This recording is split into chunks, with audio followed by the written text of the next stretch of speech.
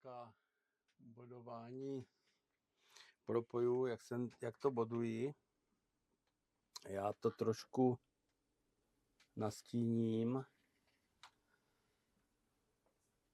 jelikož abych byl přesný, tak se snažím trefit na to správné místo a ono je to v celku tady u těch D-voltů problém, protože je tady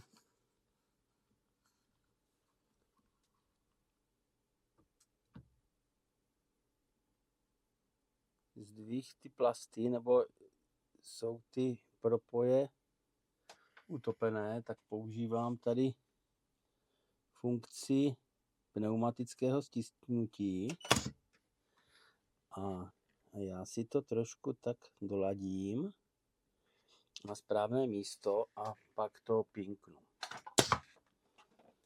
Tak. A tak to boduji prakticky všecky.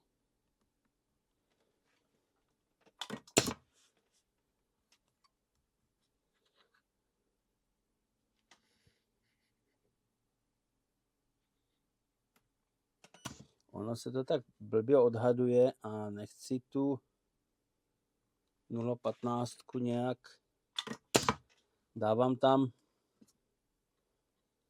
3 páry, jo. A nechci tu 0,15 nějak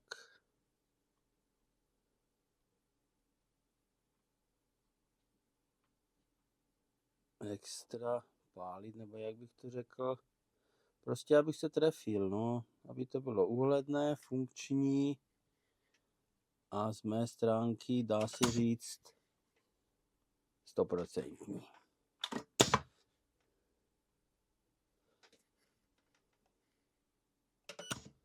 Rozhodl jsem se, že tam dám samozřejmě víc bodíků, jelikož je to první kousek můj.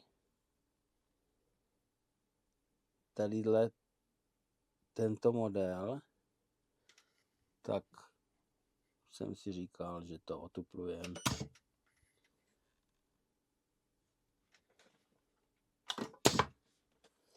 Takže tak nějak to chodí u mě. Jinak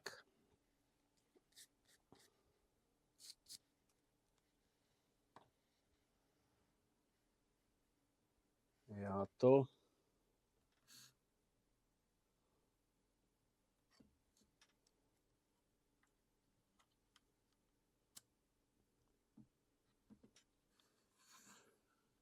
boduji, co se týče nastavení, tak funguje to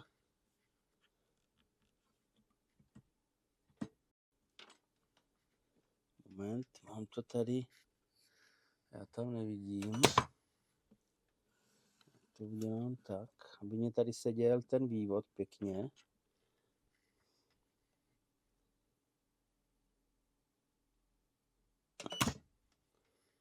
Jo, to by bylo lepší tohleto.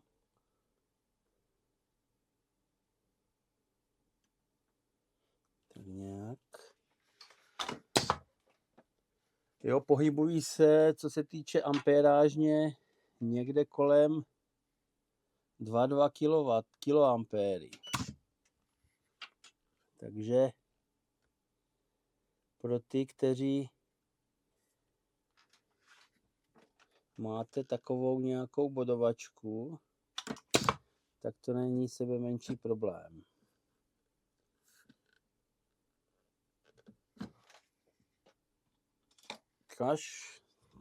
Já mám radši, když to je trošku, tady je takový pidí prskanec, no. Já to mám raději, když se to tak jak malinko, jak kdyby kolem té elektrody rozprskne. Tak proto ten malinký prskanec a děláme měď, že? Která je poniklovaná jenom z horní strany.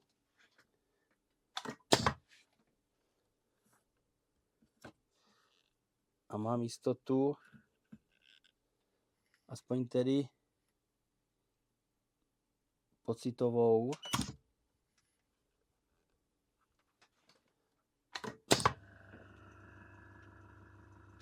že mě to drží. A samozřejmě je i funkční. Jo, to jinak. Jo, prostě lepší se mně spí, no. Obrazně řečeno, no. Je to takové, já nevím, mně se to líbí. Samozřejmě bych to mohl ještě malinko přenastavit, ale je to zkoušený z předchozí repase, takže malinko jsem stáhl, teda abych pravdu řekl, ale je to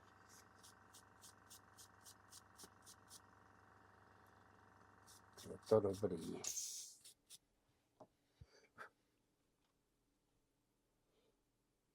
No, tak ty půjdeš třeba sem.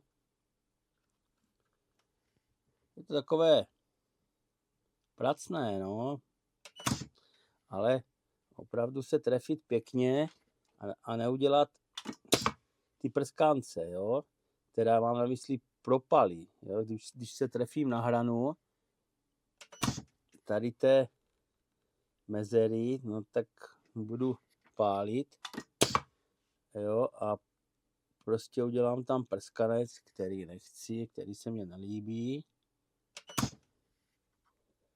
A to je ten jediný důvod. Ono se to blbě trefuje. Budu tunit. V každém případě sem pošlu laserový paprsek, jak na to budu mít čas. A abych přesně viděl, kam pálím, a tím pádem si můžu dovolit to kropit, jak když na první dobrou. Jo. Teďka je to takové pomalejší, ale funguje to.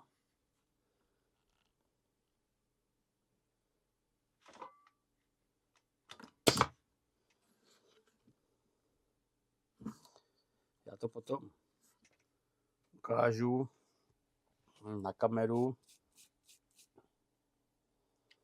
blíž, nebo to nějak postavím, tak aby to šlo vidět.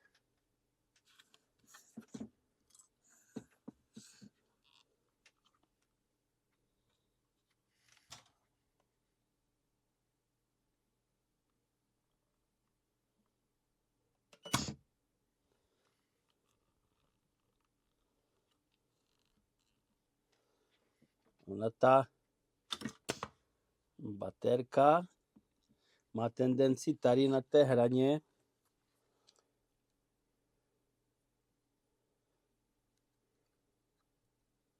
se vyklat. Tady jsou ty caplíky na to přitisknutí té sběrnice a jak to přitlačí, tak to má tendenci malinko se nahnout.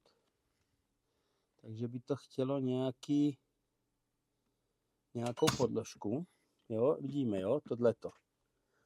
Jo, což se mi nelíbí, ale jako je to řešitelné za pochodu samozřejmě. Přitlačím na to a je to vyřešené. No a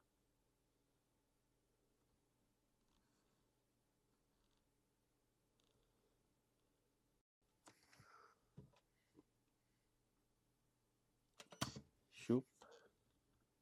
Tak pěkně.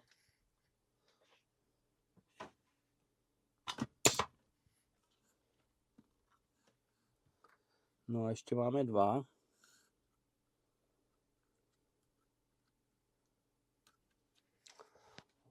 je trošku, jelikož mě to tady leželo na stole asi měsíc, pořád jsem se nemohl rozkývat. Tak to trochu očistíme, s tím máme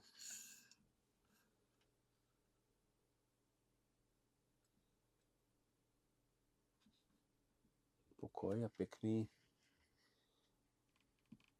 přechodový odpor. Ať je ještě menší, že jo? Tak, to byla dobrá palba. Tohleto. Ono jako tak se trefit samozřejmě dá a já jsem to ještě otuploval na těch 6, jo, takže kdybych dával 4, tak se prostě trefím, že jo, taky jako, ale chci to udělat precizně.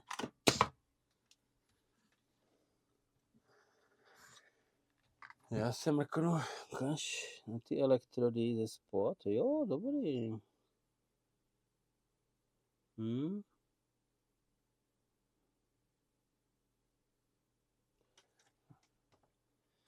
Díval jsem se teďka právě, jak se ty elektrody, oni se... Aha, co pak to tady máme? To jsem si nějak nevšiml. To máme nějaký bordelíček. Prášek nějaký.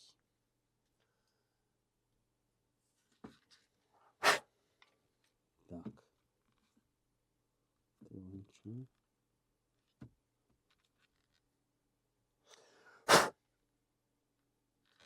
No, moment. Ještě ukaž toto.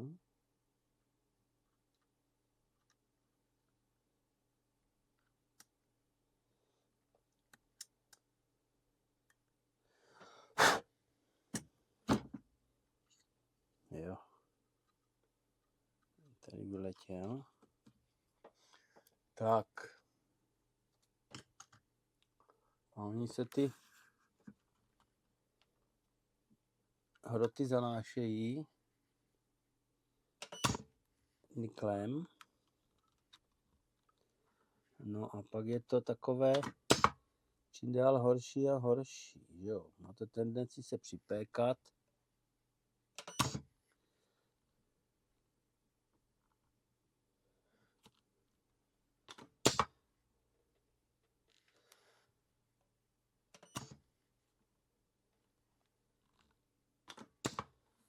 Tak. No a máme tady poslední kousek. Takže tak nějak to vytvářím. Takže zopakuji, jo. Mám tady 2.19, 2.18, jo, 2.2, jo, 2.3 někdy to tam skočilo, ale minimálně prostě kolem těch 2.2 se pohybují.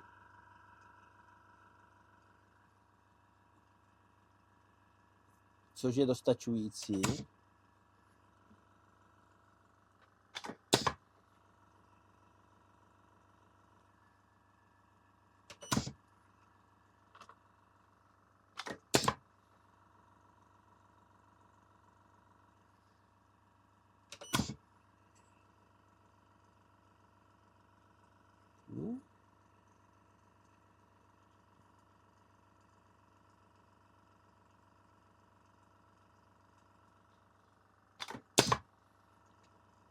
Tak, to je vančo.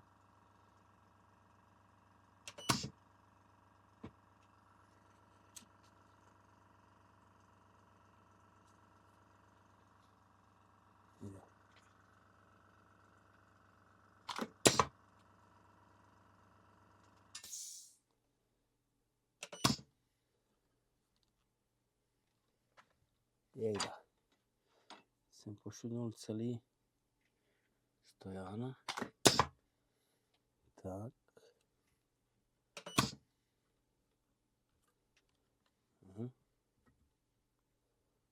Jsem se nějak netrefil. Tak. A je to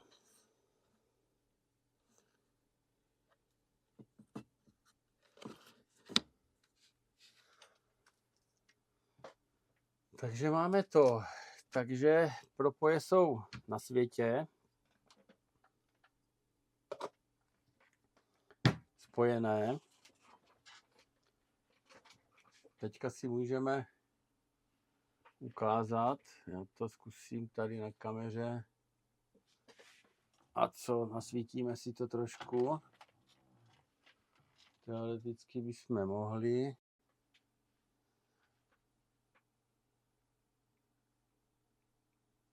Tak nějak.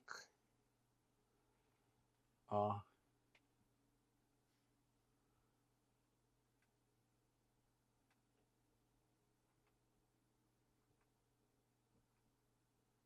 tak. Trošku přiblížíme. To už jsem asi přepálil. Máme trošku nazpět. Jo. A ukážeme si teda realitu. Takhle to vypadá po té repasi, nebo ještě není dokončená, ale tadyhle jsou jo, ty pojistky a tadyhle ta hlavní. A tadyhle máme ty udělané.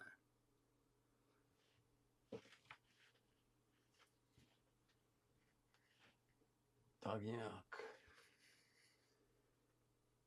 Jo, u těch pojistek, tam jsem měl v té spodní části, tam jsem měl ty, no já už jsem si dávat tady majzla, nebo ještě budu svařovat. No, to je u mě celkem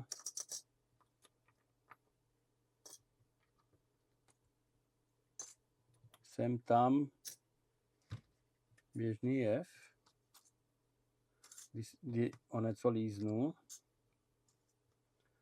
Tak, pořádek na pracovišti. Tak, a co, zkusím to přiblížit víc. Tak, a to je maximum.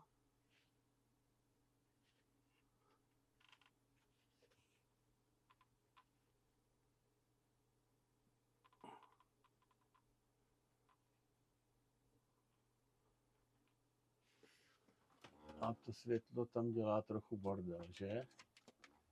Jo. Tak. Trošku to. Dobře. Vezmu si tady nějaké ukazovátko. A když se podíváme tady je ta pojistka originál. Tadyhle jsou ty 4 dírky, co byly laserem odpálené. A tadyhle dolů mám 4 body, které jsem dělal já. Ty jsou prakticky na hraně, dá se říct, prostě na použitelné hraně je tady pluspol. A nevím, jestli to tam půjde vidět, ale měl jsem s tím bodováním v celku problém, protože platný pokus pouze jeden. A byť jsem tam měl ty dimple, tak měl jsem zase obavy, abych tam nedal nějak moc slabo, zase ne moc silno, ale prostě tadyhle mě elektroda ujela malinko, ona jak byla v tom dimplu a byla asi trošku zlehka natlačená, nebo já nevím, prostě ten bod se trošku potáhl doleva, takže tadyhle jak kdyby ten půlbod byl jak kdyby propálený. Tenhle druhý dobrý a na druhé straně jsou oba dva dobré, ale ten taky už byl malinko jak kdyby propálený. No a tak jsem zvolil ještě tuplovačku a dal jsem sem ještě další 2 pro sichr. To taky vyšlo na hraně a taky ten jeden je takový jak kdyby zlehka propadlý. On není jako propálený, ale je jak kdyby propadlý. Jak tlačí ta pneumatika, tak možná jsem tam dal větší přítlak. Říkám, to budu muset si objednat nějaké polotovary a zkoušet testovat, protože chtěl bych se pověnovat těm pojistkám a vyrobit si je vlastní, ale opravdu, aby byly pintlich. Jo. Takže, aby potom neměl nějaké komplikace tadyhle s tím, ale v každém případě jsem to zkoušel navodovat na tvrdo, bez těch dimplů, jenom tak jako prostě zkouška. A tadyhle, jo, u tohohle toho normálně to klaplo. Ono totiž je problém, že já když jsem tam měl ty dimple, tak mě to,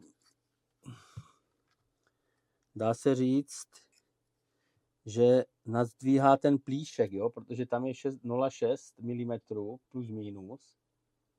A tím pádem potom, že jo, když ta elektroda to přitlačí, tak je tam mikromezera, třeba desetinka, nebo já nevím, něco takového. A pokud je to tady ten nikl plech, tak on se tak lepší taví, to má větší přechodový odpor a vlastně ty elektrody to zatlačí vlastně dolů a proto ta propadlina je větší.